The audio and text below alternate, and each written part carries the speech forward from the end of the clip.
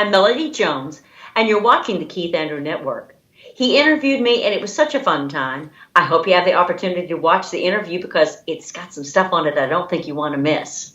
Keith Andrew Network. Be there or be square.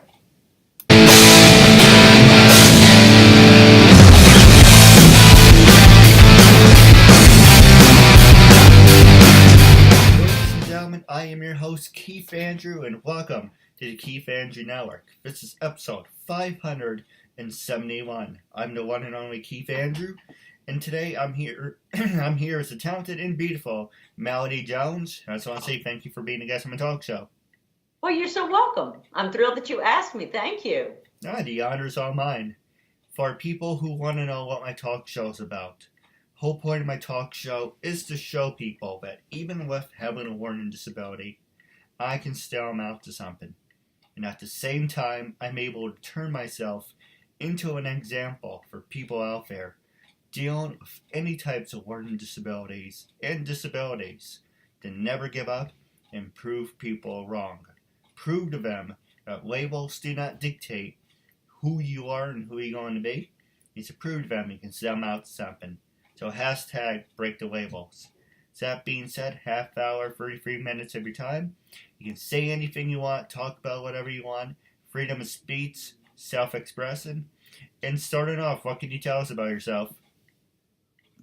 Oh, my gosh. What can I tell you about myself? Well, I live kind of in three different places. I have an apartment in New York, I have a house in Virginia, and I have a home in Texas. I'm currently right now talking to you from Texas. I'm away from some of the cold that all the little snow bunnies are experiencing up north. I'm in Dallas. So it's going to be a nice day today, and I'm not going to have to wear 85,000 pairs of clothing and parkas and underwear that's insulated and everything else. So I'm going to go out and have a good day. I'm in the entertainment industry. I have been in the entertainment industry since I almost came out of the womb. Keith, I was born into a family of musicians. My mother was a musician. My sister, Spring Hill, is a psychotherapist in Houston and also a musician. She plays the oboe and English horn in the symphony and the orchestra and the ballet in Houston. I sing. I had a degree in music and drama, and I've done lots of national tours and Broadway shows and TV shows and fun stuff. I've had an opportunity to play in all of the realms of the entertainment industry, which has kind of given me a fun oversight of what the people are like, what the work is like, and so that's a little bit about me. No, absolutely. And I also saw that you are an actress, and like you said, you're a musician, and you Yeah. come from a musical family. You do voiceovers. So the Yeah. first question I'm going to ask you, I'm going to keep it to the easy stuff first, then we can go to the hard-hitting one, is were you a study nerd or in high school and college, or were you a party animal? Oh gosh, I probably was a boring study nerd. I was cramming in my studies because as fast as I could because I was at so many rehearsals after school and before school that I had, in order for me to be able to do my extracurricular when I was going through junior high and high school. I had to keep the grades up, or I was not going to be allowed to be by my family in these extracurricular performances. So you would see me at lunch cramming food down my throat, sitting with my book in my hand, trying to read. And then after school, I was getting it done, because I had rehearsals. I had choir rehearsals and play rehearsals and stuff like that till 10 o'clock at night. And then I'd come home and crack the books underneath the covers with the flashlight in the night because it was time to go to bed, trying to get it done. And then I'd come out the next morning racing to go see the teachers at school before school, going, I don't understand this math problem. Can you help me with this math problem? So they would help me with my math problem. We'd go through the day and then it would start all over again. So, and in college, I graduated a year early from high school. and then I went off to college and I graduated a year and a half early from college. Now, don't think that I didn't have fun because when I partied hard, I partied hard. When I studied hard, I studied hard. So, I mean, as far as being a big drinking wild party animal, no. I just played and had fun. I did wild and crazy things, but I wasn't a druggy party type animal like that. It's funny because I bought a badge a while ago, a pin where I work at my job. I like to decorate in my vest, and it's one of the pins that says, "I like to party," and by party, and I mean I like to take naps. Yes. Yes, nowadays if I sit down, you'll find me going to sleep. So, yeah, well, good for you. And you were telling me you work at Walmart. Yes.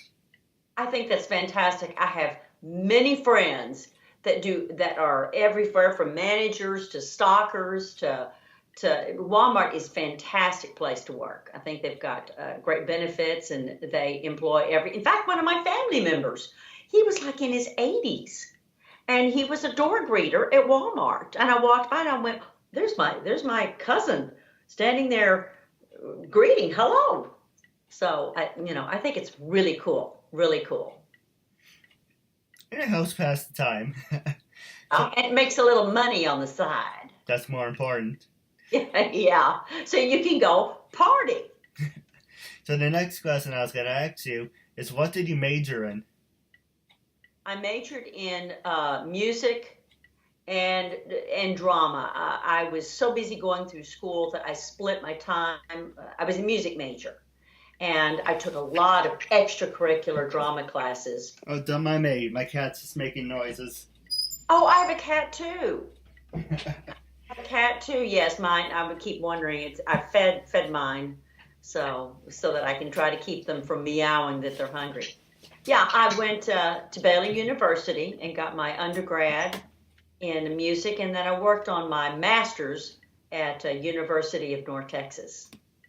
You ever notice when you're trying to do something, that's when your phone rings or your family members will knock at the door or there's something and the mail's here?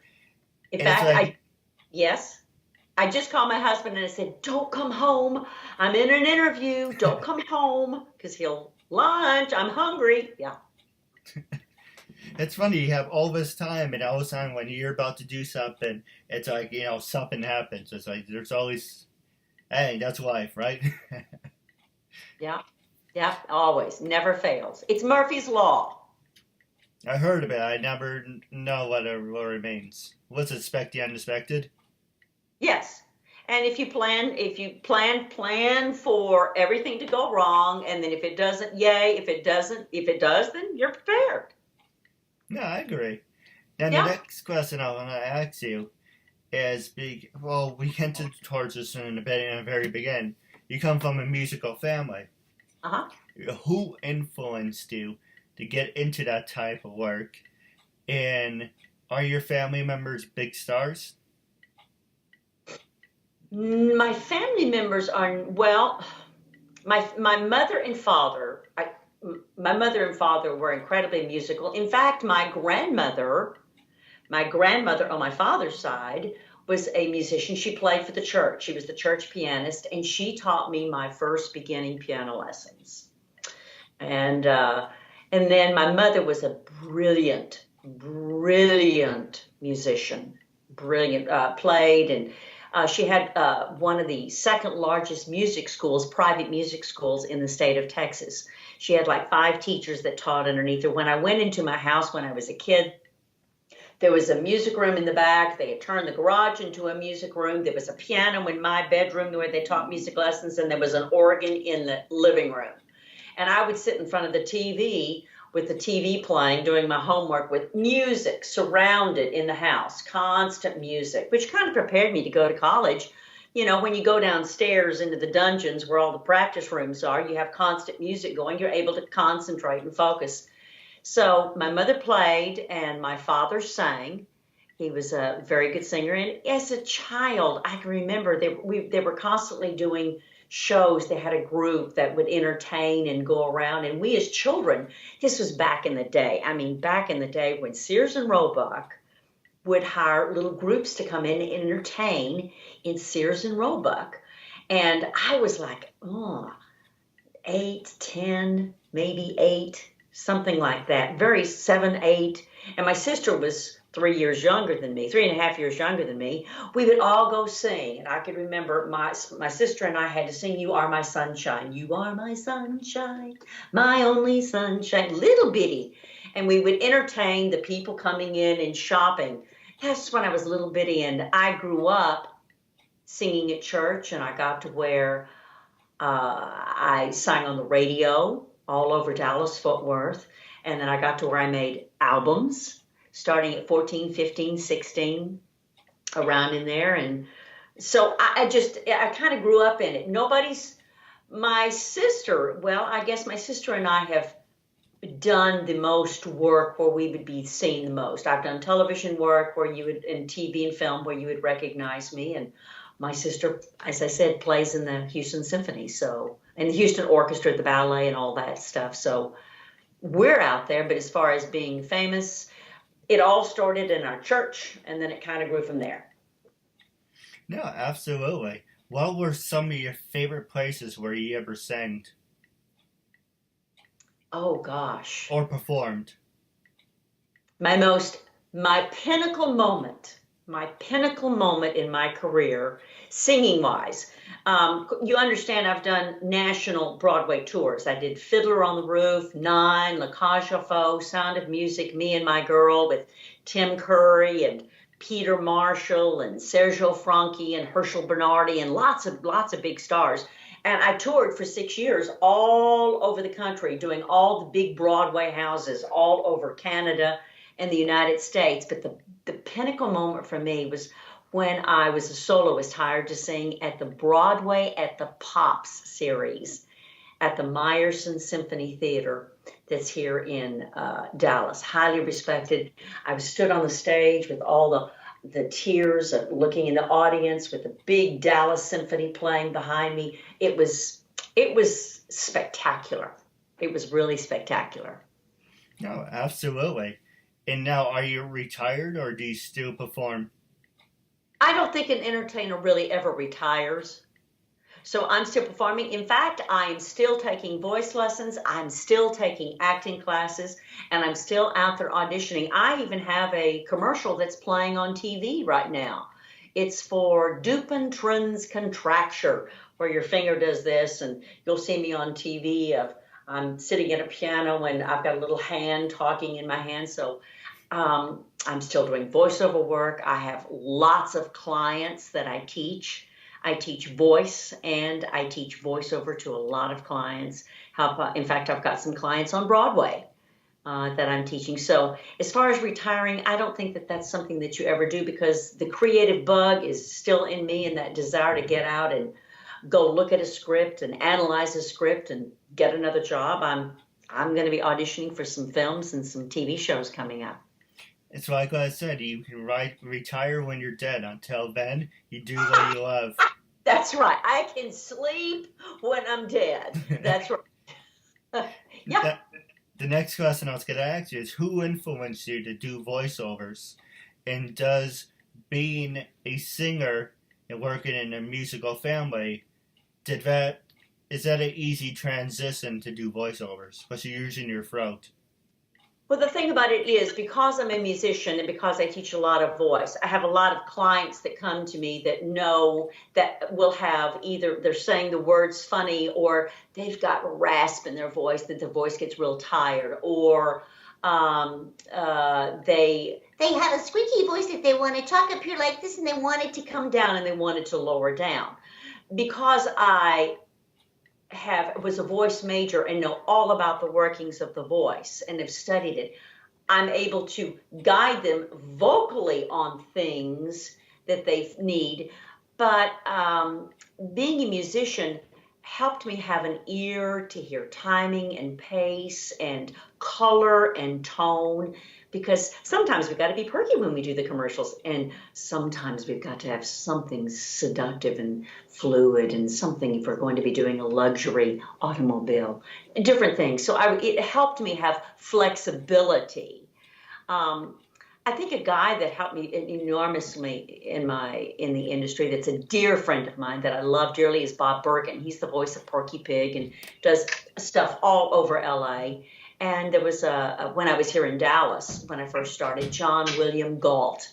He's won tons of awards and stuff, huge voiceover here. But in LA, when I went to LA, I met Bob Bergen, and we've been best buds ever since. He's helped me an enormous amount in helping develop some fun characters for animation and stuff like that. And we've just traveled the road together in voiceover. And my music has helped me with voiceover. Well, let's have a little fun with that if we can.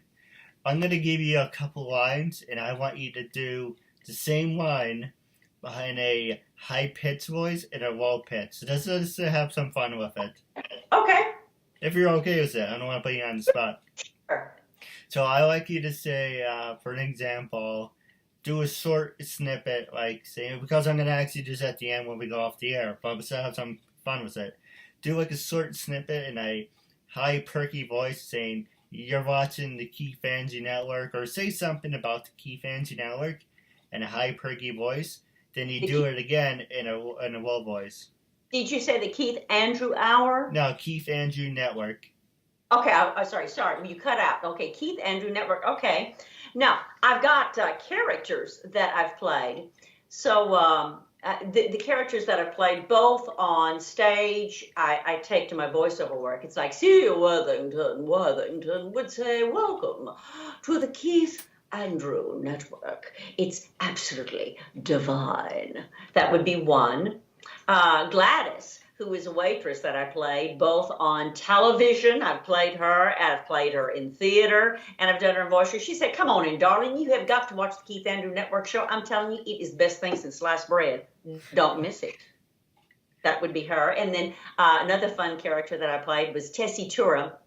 I played her in Gypsy when I was doing Gypsy with Lainey Kasanian. She's kind of dumb up here. She kind of talks like that. And she's kind of, oh, I'm telling you, Keith Andrew Network, he is such a hot toddy. You don't want to miss Keith Andrew Network. He's the blast. He's wonderful.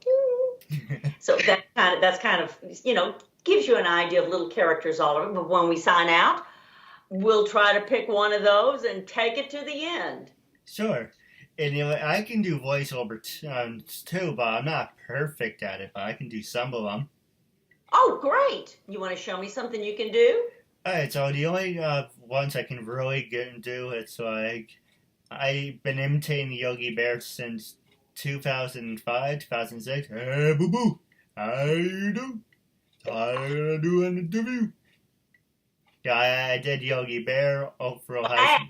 You will add the body movement to, hey, boo-boo. If you'll add that to it, that will even help more, because when I teach people in doing voiceover work, you've got to add the physicality to it instead of just the voice. So do that again and add the body. Well, actually, you bring up a good point. If you can teach me, I would actually prefer that. But I've been trying to do a talk show. I do voiceovers for fun, but who knows? Maybe one of those will work out. But I know, like you said, not to trying to delay it. Mark Hamill does the voice of the Joker. People say when Mark Hamill does the voice, he gets his whole body into it and he moves. He really gets into it. Part of my disability is because I have two personalities. When I'm out in public, I act like by myself, but when I'm with my family, I kind of put myself on that pedestal of saying I should act a certain way. So it's kind of hard for me to do the voiceovers without being judged. But you get judged for everything. But I will do your request for you. Well, the thing about it is, when you're in the recording studio, it's you in there. Have you ever watched the visuals of the stars that are doing the animation for like Beauty and the Beast or Shrek or all those things, you'll see them running and they're actually physically running or getting ready to leap or laughing at something and doing all sorts of things. You must be in the moment, even in doing a straight commercial voiceover.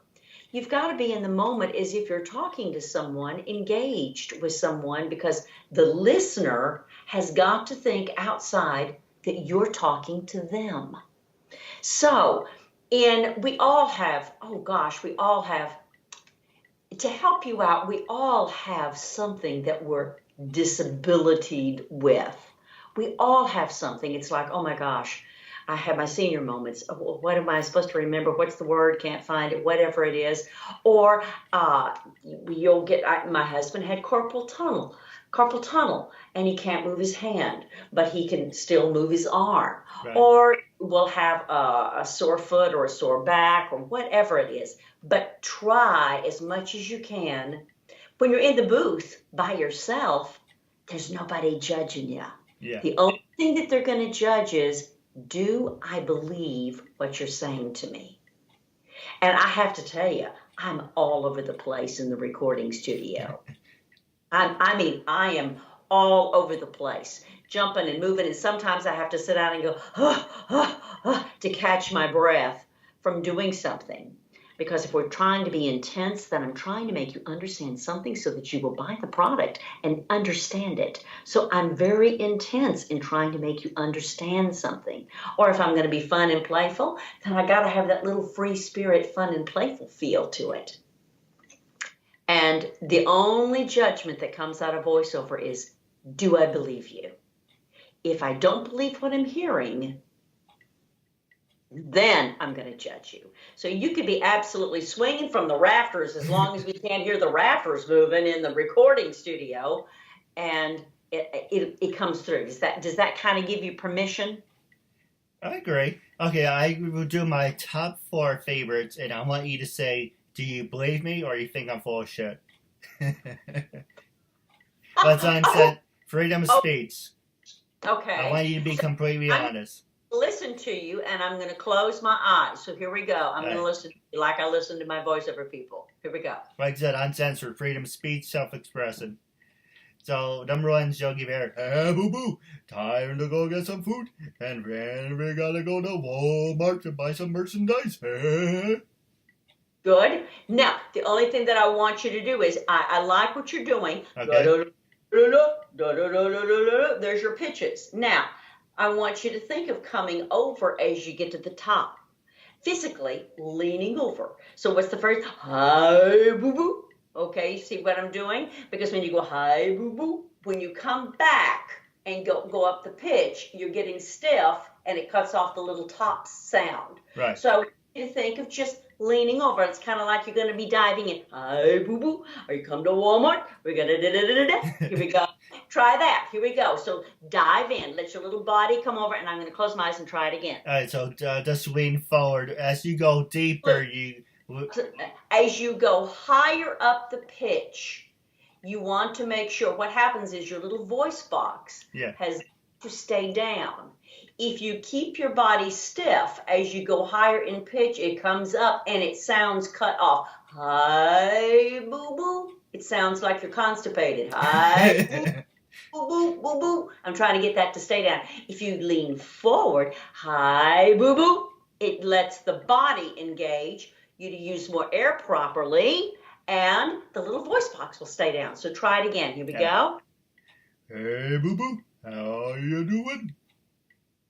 Much better. Does that sound better to you? A little bit. I don't really listen to myself speak. I'm not that arrogant. Yeah, that helps. Instead of hi, boo-boo, boo-boo, ooh, ooh, ooh, ooh. Hi, boo-boo. That helps. Yes. What about, let's see, I do Yogi Bear, not how that remotely sounds, but I imitate Yogi. I don't do Yogi Bear, I imitate Yogi Bear. I know, okay. a little joke there. Ray Namano. Hey, you know, I just went to Walmart and I bought a bag of deodorant and a bag of Doritos. It hasn't been maybe 5 minutes, and these kids ate my bag already. What was going on? Good. Now, when you watch him, Ray Romano, have you noticed that he has a little bit of swing back and forth? So, sometimes. Sometimes. Okay. So let's add that little bit of swing back and forth. Now, make sure that you're not giving me the pitches of Yogi Bear in Ray Romano. Does that make sense? Hey, boo boo. Hey, I went to Walmart. All right. Does that make sense? So just keep it normal, pretty much. Yeah. He has more of a this type of sound to his voice, and it's right here. But not everything goes up. You don't need to have everything go up. That's Yogi Bear. Yeah. So what does Ray Romano do? What does he do? Okay, he's kind of like okay. Now talk to me and keep that same sound that he has in his voice. And this time I want you to go back and forth a little bit like this. Okay, here we go. I can try it. Okay. Hey, Melanie, I went to Walmart and, I bought some deodorant. It didn't even last 2 minutes in my house. The kids say, hey, Dad, can I borrow one? And I turned around and went, okay, yes, you can. And then the whole case was gone. Good. I like when you go down. I like when you go down. The whole case was gone. And the whole case was gone. And you come down, so they're not going up like Yogi Bear. Yogi Bear goes and Ray Romano is going to have more of a person talking, and he's going to have some of his sentences go down than to go all the way up. Does that make sense, what I'm saying to you? Yes. Good. Okay, what next? Let's see. Yogi Bear, Ray Romano. I just do this voice just to mess with people. A lot of people call it my perverted voice.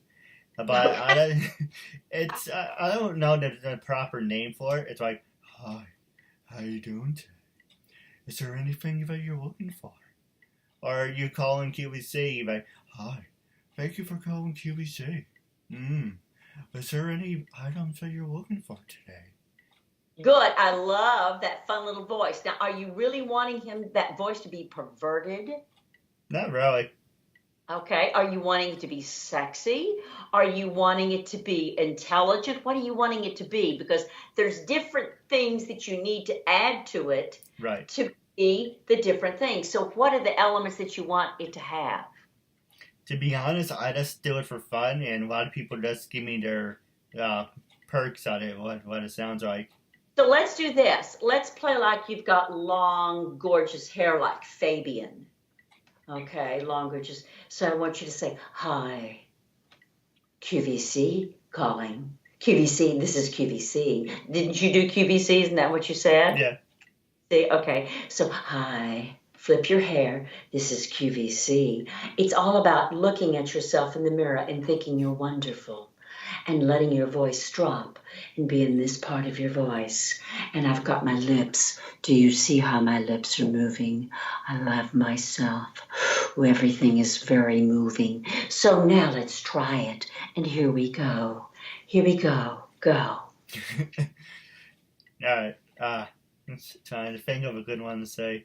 Hi. Just say, hi, you've reached QVC. This is, what do you want your name to be? What do you want this character's name to be? All right, so mine would be like, hi, welcome to QVC.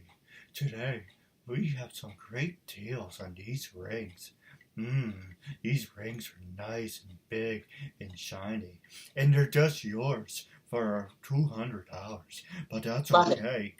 Now add a little bit more mouth. Hi, you've reached QVC. So glad you called. Now add a little bit more of that and go. All right. Hi, Go. welcome to QVC. Today we have our very special value where it's going to be only $200, but that's okay. You can get it for $20 for 4 months. Perfect. Now, do you see the difference when I said pull your head down? It's because you're pulling your voice box up. You're talking in the low part, so you got to have it down. So you've got to watch that you don't pull your head up when you're doing that. Does that make sense? Right. I've never done it before, so it's all new to me. Yeah. So that helps. That's why I said pull that head down. And do you see adding those that wisp of hair that you pull back? It's got a little bit more. Yes. And we've got the lips in there. Now that's a fun little character. See, you've got another little character. And the other one, it's let's see. There's a lot of them, but it's more funnier when I walk around with Mickey Mouse. Because when I worked at Toys R Us, I would go, "Oh, Gene, we have great deals today! Woo!" Good. Now, are you doing Mickey Mouse? Yes. Good. Now, he also has his hands that are big hands that don't make any sound. So you go, "Ooh, wee!" If you take and have your hands that you clap together, "Ooh, wee!" Do you see how my body is wanting to move with that little hand clap? Right.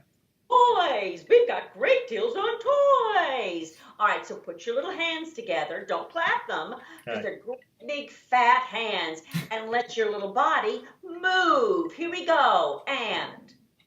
"Oh, Gene, we have some great deals. We're going to get some great customers. Ooh!"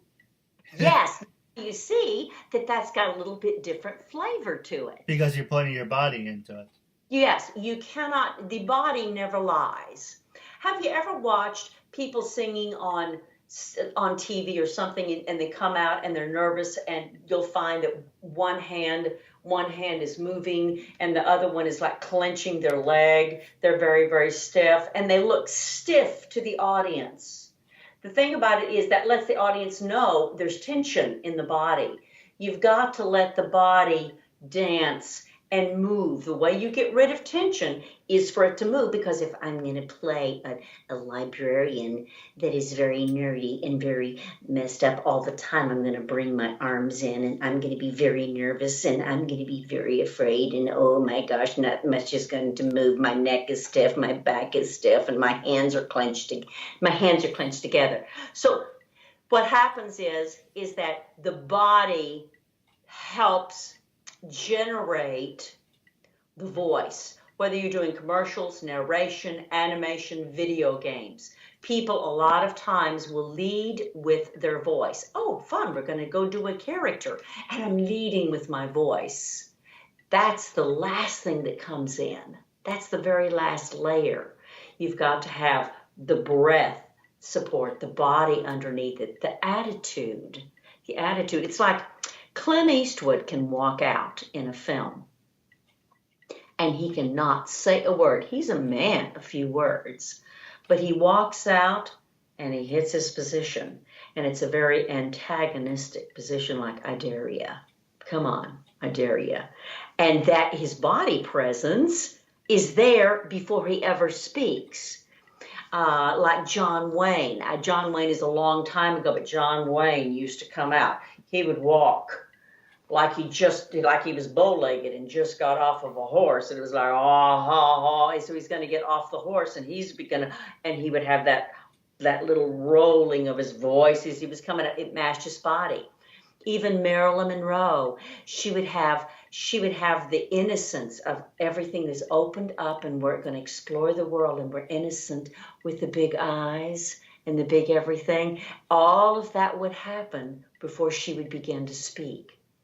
So according to what color you're trying to do, if you want to be taken seriously, let your body be in a more authoritative mode. If you want to be playful and fun, then let everything be loosey-goosey. So this is part of all the elements. See, when I teach my clients, some of them I teach via Skype, some of them via FaceTime, and some of them want only the phone. And as we get more advanced, I like to go with only the phone, because when you do a recording session via what we call phone patch, I can be in my recording studio and somebody is talking to me via phone patch. I can't see them. Right. I can't tell you how many recording sessions I've done that I've never seen the other person. And so I can tell you when I listen to a client where their body is and what they're doing and how to tell them to fix it in order to help their read get better. Well, So that's a little information on that. Well, to be honest, I'm not really a big phone person because it feels like I'm talking to myself. So that's why I do these interviews, because it works on my people skills. But I think you've got great people skills. Occasionally. But we're going to wrap up the show and passing it over to you with the last 2 minutes left. But the last voice I do like doing, I do it occasionally, is I can't think of how you pronounce the name, but it's a chicken from Looney Tunes. John Leghorn. I'm sorry, say that again? It's a chicken from Looney Tunes, right? John Leghorn. But, sir, and I say, sir, today we got some special deals. And I say we got some special deals for you. Good. Now, is he supposed to have a southern accent? Yes. Okay. Here's a little trick. There's a difference, but when I go to voiceover auditions, they always say give a southern accent. There is a Texas accent. There's an East Texas accent that sounds like this. There's the Texas accent that sounds like this. And then there's southern that sounds like this. He's a southern chicken. He's a southern chicken. And then he's a southern chicken. Well, everything has got to kind of roll together to be kind of a southern chicken. Because they kind of roll everything together. So roll it a little bit more. Say your lines again and roll it a little more. Yeah, I can try. Alright, so I'll be alright. Sir, and I say, sir, today we got some special values. And I say, we got some special values. Those are good deals I mean for you, boy. Yeah, boy, and when I tell you mean gene of these deals, you can get 10 of these. And I say, that's 10. That's number 10 for you. And the number 10 of these great deals. See, I'm not really good because I don't do it all the time. That's all right. But in working on, the very first line that you said was, what was the very first line that you said? Remind me again. I wasn't even paying attention.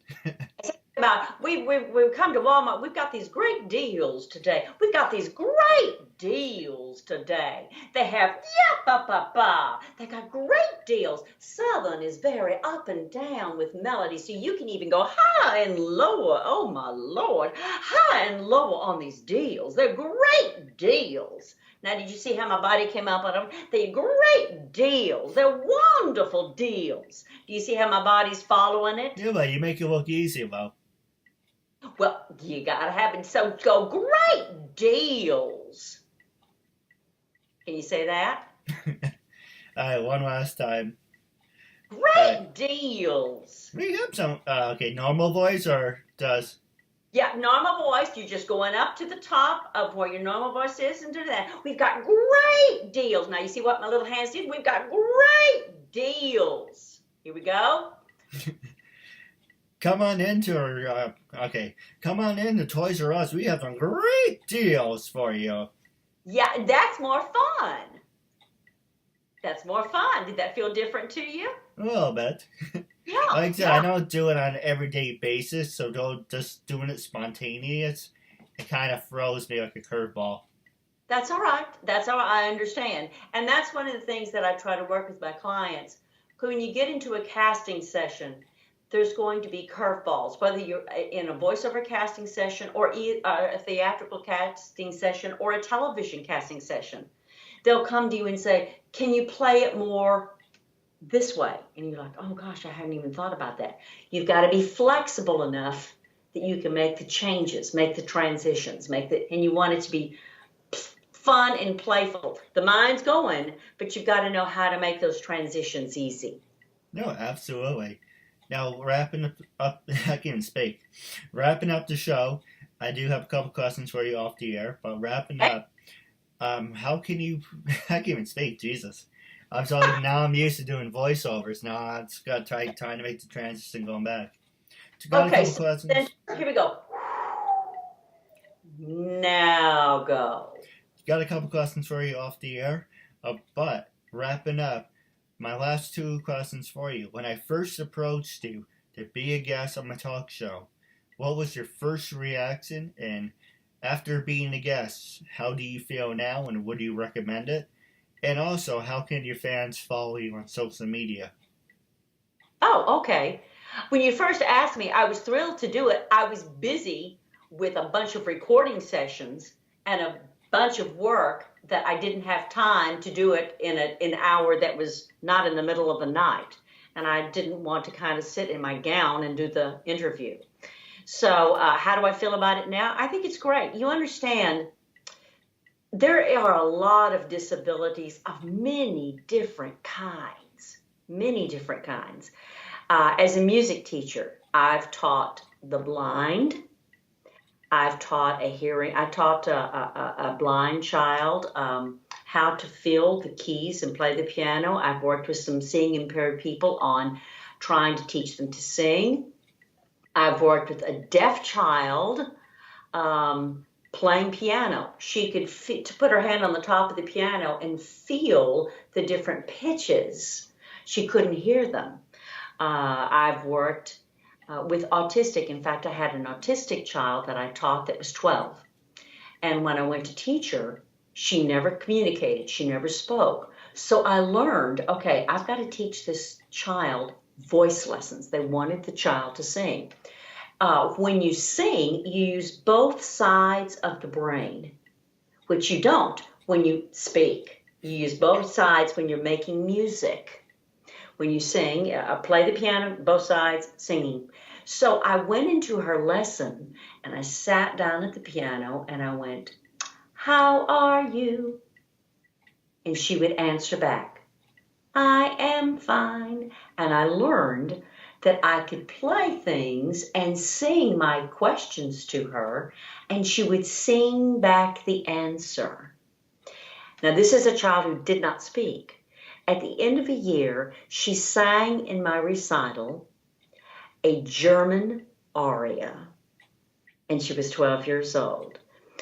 So disabilities never stopped me from going, oh my gosh, this person has incredible creativity, incredible potential, incredible knowledge in different areas. When I was in junior high, I was a student in junior high.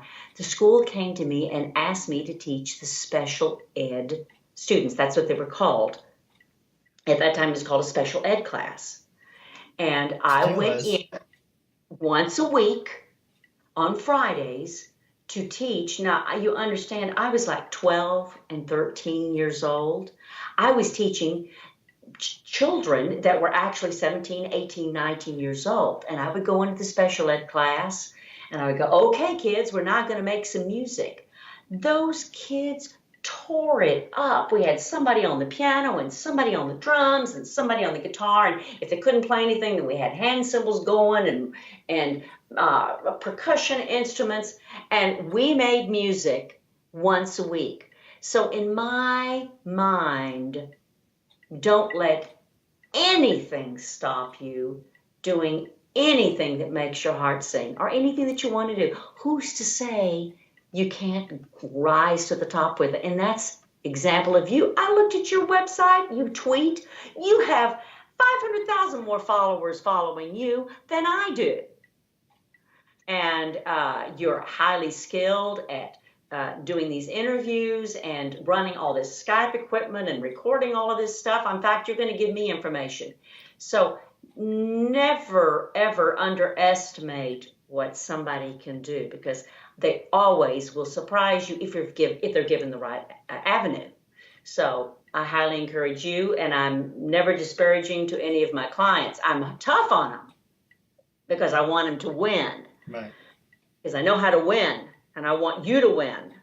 But I would, in a heartbeat, do it again and tell anybody, do it. It's fantastic. You don't have to overcome anything because you're out there. You're swimming with the best of us. No, absolutely. And how can people follow you on social media? Are you on LinkedIn, Twitter, Stage 32? LinkedIn. I am on Twitter. I think it's Melody Jones VO. Melody at Melody Jones VO. I'm on Facebook. But the way that they can really, I mean, I'm so busy. If they want to reach me for anything, they need to just go to my website, www.myname, melodyjones.com. I've got a phone number down there. They can pick up the phone. They can call me. I will answer it, or they can email me, or they can text me. But usually email or phone, I'm right there. When somebody calls me for something, I'm pretty much right back at them. I would say, I would recommend, I almost said the Southern accent again. I would recommend, I've been going on Instagram. You would recommend going on Instagram? Well, you're going to have to send me some information about how to do all of that. It's pretty easy. Now, I do have a couple questions for you off the air. But wrapping up, when I first approached you to be a guest on the show, as I mentioned before, but what would your word of advice to people out there who are hesitant about being a guest on the show? What would you have to tell them to make them do it? I think if they're hesitant to be on the show, it has nothing to do with you. It has to do with them. It's true. Yeah, it has nothing to do with you, because some people are shy, some people feel inferior, some people have complexes, some people want everything scripted so that everything can be they have a sense of insecurity in flying by the seat of their pants. And I say, fly by the seat of those pants, do it, get out there, it's fun. It's true. Now, I do have a couple questions for you off the air, but wrapping up our interview segment, it was a real honor and privilege having you as a guest, and I'm looking forward to part 2 down the road. Oh, I look forward to it too. Thank you for inviting me. It was an honor to have this time with you. Vanessa Lina. Adrian Manolo. Hi, this is Cynthia Bastinet. I'm Sonia Fisher. This is Shane Smith. My name is Alexandra Bowie. My name is Amelia Clover. Hi, I'm Amy Linden. Hi, I'm Anita Nicole Brown. Meg Green. Hi, my name is Asata Caldwell. Hi, everybody. I'm Brooke Francie. Hi, I'm Brinford. Hi, I'm Casey Dunn. Hi, it's Cassandra Kavinsky. Hi, I'm Christina Briza. I'm Cindy Hogan. I'm Courtney Sinella. Hi, I'm Daisy. My name is Deborah Jane East. Hi, my name is Danielle Marcia. Hi, everyone. I'm Victoria London. Hi, I'm Heather Crona. Hi, I'm Heather Callahan Stevens. Hi, I'm J. Nicole Ralph. My name is Jamie Petrell. My name is Turi. My name is Julia Brankovich. Kathleen Wills. Kimberly Amato. Hi, my name is Laura Putnam. Hi, I'm Laura Chapanis. Hi, everyone. I'm Melissa Damas. This is Michelle Mupo, a.k.a. Fuchsia. I'm Rachel Rivera. Hi, my name is Sarah Joy Mount. Hi, I'm Susan Winder. Hi, everyone. This is Venus Leone. Hi, I'm Showtana. Hi, I'm Stephanie Herrera, and I was just on the Keith Andrew Network. It was tons of fun. We used up all our time and then some. I really recommend this show, and try to be a guest on Keith's show. It was super fun.